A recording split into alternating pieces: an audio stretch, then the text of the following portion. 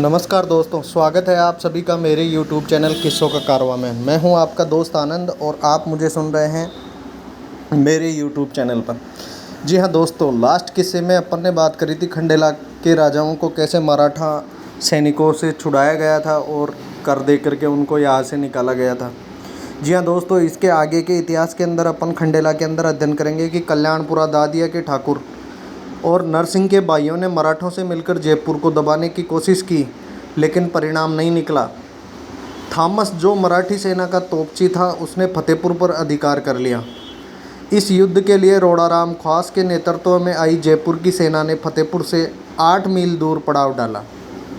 18 फरवरी 1798 में जयपुर ने थॉमस की सेना पर आक्रमण किया और थॉमस की सेना जरूर छोटी थी, लेकिन उसका संचालन बड़ा ही उम्दा था, जिसके कारण जयपुर को पीछे धकेल दिया गया।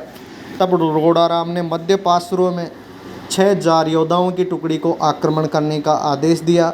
थॉमस ने फिर से छर्रों की बौछार करके जयपुरी सेना को पीछे धकेला और जयपुर की 24 पाउंड की 2 तोपें छीन ली।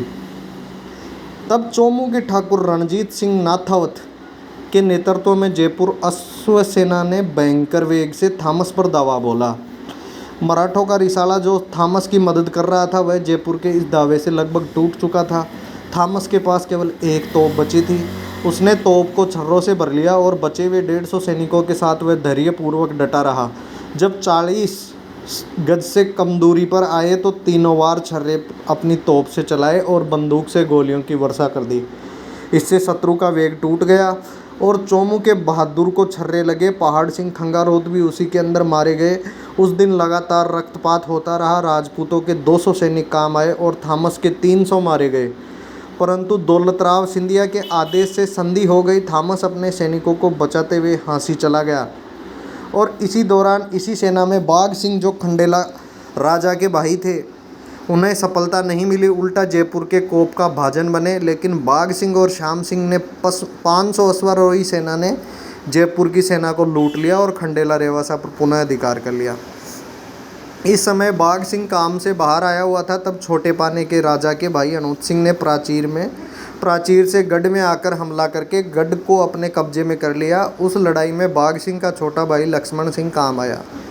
फिर जब बाघ सिंह आया तो हनुमत सिंह को बाहर निकाल दिया और खंडेला पर पुनः कब्जा कर लिया। फिर विक्रमी 1860 में सवाई प्रताप सिंह जयपुर का देहांत हो गया और 17 वर्ष की उम्र में जगत सिंह जी को राजा बनाया गया।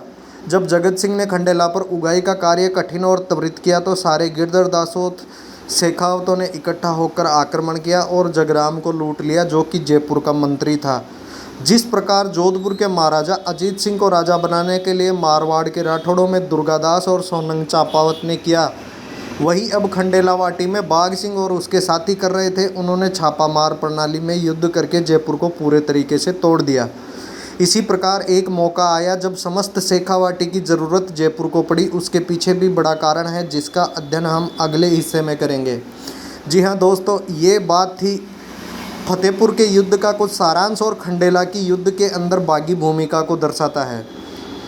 इतिहास के अगले किस्से में हम शेखावतों के वीर शौर्य का वर्णन करेंगे, जिसके अंदर बताया जाएगा कि कैसे शेखावाटी के रणबांकुरों की आवश्यकता जयपुर जैसे बड़े राजघराने को पड़ी। तब अगले किस्से को लेकर हम आपके सामने उपस्थित होंगे। तब तक के लिए नमस्कार। अगर आपको मेरे इतिहास के किस्से, लोकल इतिहास के किस्से पसंद आते हैं तो चैनल को लाइक, शेयर और सब्सक्राइब अवश्य कीजिए। नमस्कार दोस्तों।